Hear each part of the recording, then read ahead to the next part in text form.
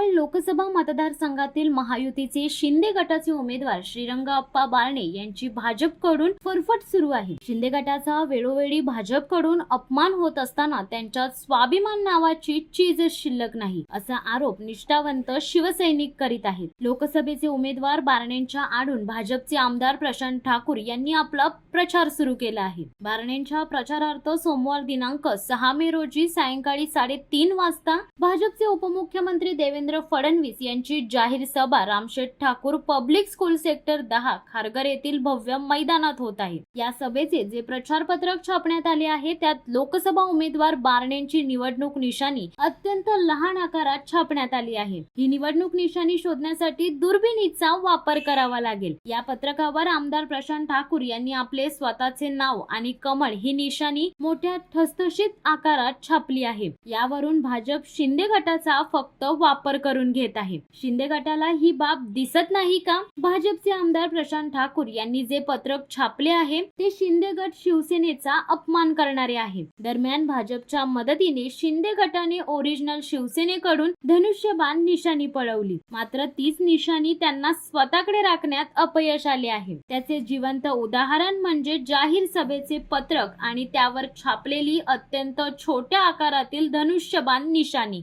गद्दारांनो, आता तरी सुधारा, शत्रू आणि मित्र ओळखा, असा सल्ला शिवसेना उद्धव बाळासाहेब ठाकरे संघटनेच्या निष्ठावंत शिवसैनिकांनी दिला आहे।